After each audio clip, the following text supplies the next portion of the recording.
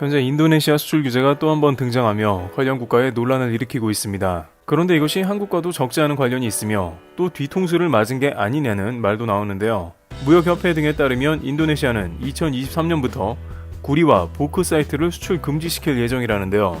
문제는 한국의 다양한 투자를 받아놓고 수출 규제가 이루어지는 상황이 마치 미국과도 비슷하다는 것입니다. 미국도 한국의 현대차나 삼성 등의 막대한 자금으로 투자를 받아놓고 뒤통수를 친 바 있습니다만, 그러나 오히려 인도네시아가 이러한 행동을 반복할 경우 더 크게 당할 수도 있다고 하는데요. 우선 인도네시아는 팬데믹 이후에 급속하게 원자재 가격이 치솟자 이것을 기회로 활용해왔습니다. 앞서 팜유를 갑자기 수출 규제한 인도네시아는 전세계 팜유 시장 가격을 들썩이게 한 바 있는데요.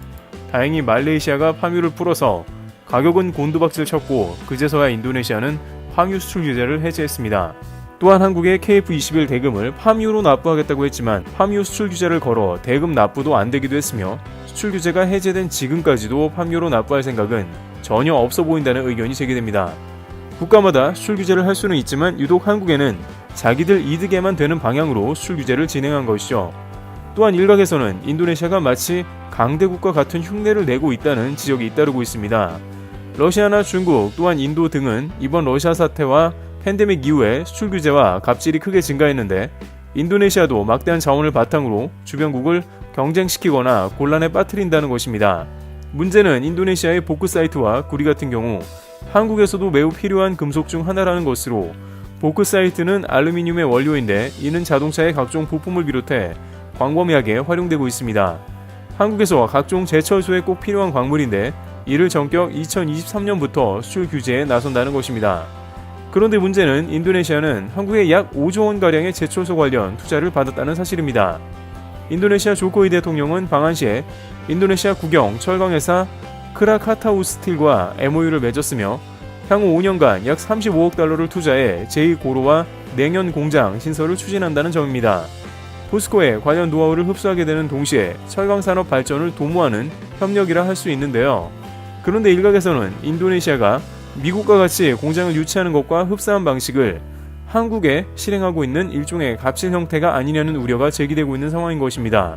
최근 바이든 대통령이 보조금 지급으로 한국의 대기업을 유치하면서 뒤통수를 친 바 있는데, 인도네시아 조코이 대통령도 한국에 막대한 자금을 지원해 줄 테니 무조건 오기만 하라고 했습니다. 조코이 대통령은 방한시에 한국 기업들이 내 밑에 장관 2명한테도 말해서 안 되는 문제가 있다면 조코이 나 본인을 찾아오면 해결해 줄 것이라며 한국 기업이 무조건 찾아오라고 강조했습니다.